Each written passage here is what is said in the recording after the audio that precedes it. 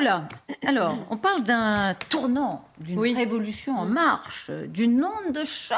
Oui.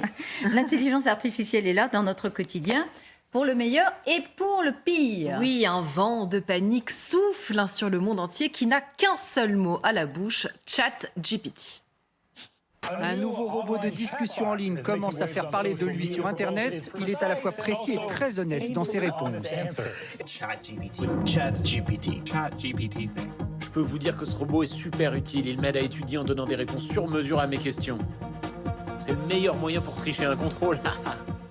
Bon, alors ChatGPT, c'est un robot capable de tenir une conversation et de progresser. Alors j'ai essayé ce matin et c'est vertigineux, vous pouvez tout lui demander. Je lui ai même demandé d'essayer d'écrire ma chronique et c'était bien meilleur. Un scénario de film, je me suis dit, oulala, vous pouvez lui demander aussi d'écrire un scénario de film sur l'apocalypse, de résoudre un problème de maths. En un claquement de doigts, il s'exécute. Tiens, par exemple, ChatGPT, écris-moi une berceuse sur le prix de l'essence. Invente-moi une berceuse sur le prix de l'essence.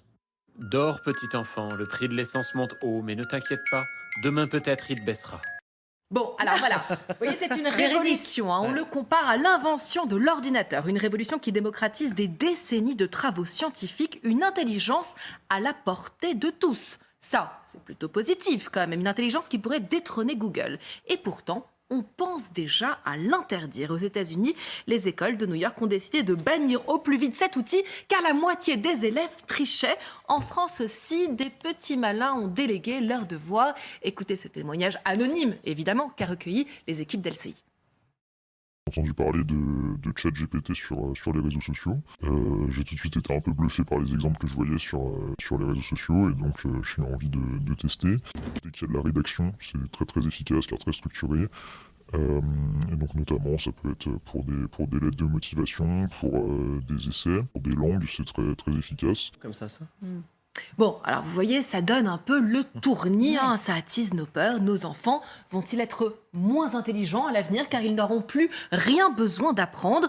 ChatGPT va-t-il me mettre, moi et toute notre équipe, au chômage? Alors essayons de garder la tête froide car c'est vrai que la première réaction qu'on a, c'est de vouloir casser la machine, un peu comme en 1811, souvenez-vous de la révolte luddite des ouvriers anglais, s'étaient mis à détruire des machines de tissage de peur que leur métier ne disparaisse. Les ouvriers avaient peur d'être déclassés, exactement comme la plupart des Français, car selon une étude, selon Statista, 40% des salariés français se disent inquiets de l'impact de l'intelligence artificielle. Et ils ont bien raison, car mieux vaut se préparer, car selon la même étude, eh bien la France serait le pays d'Europe le plus touché, selon des chercheurs. L'étude va même plus loin, elle dit qu'il y a une chance sur deux que les machines surpassent les humains dans toutes les tâches d'ici 2062. Elles seront meilleures que nous pour traduire des langues d'ici 2024, conduire un camion d'ici le 2027 et pratiquer la chirurgie d'ici 2053. Mais bon, ces robots vont-ils aussi remplacer la chaleur humaine, le soin? Eh bien non, pas du tout. Et là, c'est là où l'étude est intelligente, car elle dit aussi que 85% des emplois de 2030 n'existent pas encore. On a survécu à la calculette, à l'Internet, au traitement de texte. On survivra aussi à l'intelligence artificielle. Il suffit juste d'apprendre à collaborer avec elle. Non, le vrai danger, c'est que cette intelligence artificielle devienne un outil privé. La start-up californienne qui s'appelle OpenAI, qui a été cofondée par Elon Musk, est une organisation à but non lucratif. Mais Microsoft essaierait de mettre la main sur ce robot.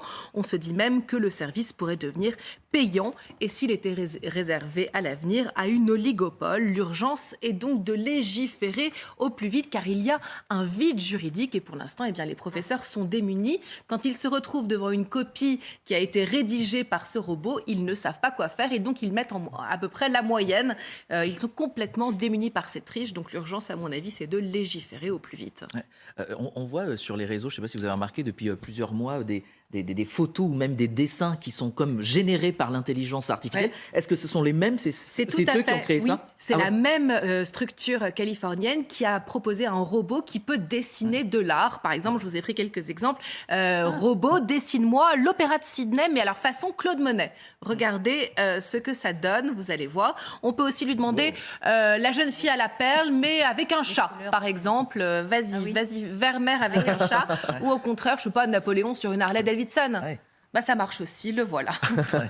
Ah Moi, oui, je bon. voulais demander à Paola ce que ça voulait dire ChatGPT.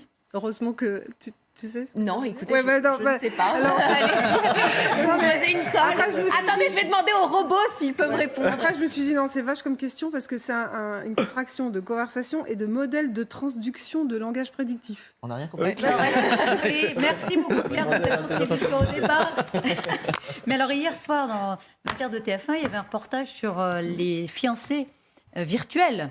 Oui. Que les Chinois, ils ont de plus en plus recours à ces petits robots sur leur portable. Mais c'est fascinant parce qu'il y a Fascinant. des échanges Oui. extrêmement nourris. On ne peut pas parler d'émotion, Oui. mais vraiment, ce sont des compagnons ou des compagnonnes, des compagnes, pardon, de plus en plus présentes dans la vie sûr. privée des Chinois, même quand ils ont déjà un fiancé d'ailleurs. Et certaines startups disent aussi qu'on va pouvoir ressusciter nos morts, qu'on pourra, je ne sais pas, ressusciter Oui. via un hologramme notre mère ou notre père et discuter avec lui. Mais évidemment, ce qui nous C'est préoccupe, glauque. c'est l'école. Parce que moi, je suis peut-être un peu vintage, mais c'est vrai que si les enfants n'apprennent plus rien, Bah, c'est-à-dire qu'à on va l'heure trouver des solutions, dites-moi. à On va l'heure trouver où des on solutions. remet au goût du jour la dictée et le calcul mental, c'est vrai que ce Oui. genre de robot, c'est une Mais révolution. sauf qu'on va vite le déceler, non, si tous les élèves ont le même genre Bah, de il va rédaction. falloir- il va En falloir tout cas, le apprendre cerveau différemment. humain n'est pas capable de mesurer la portée de cette intelligence artificielle pour l'instant.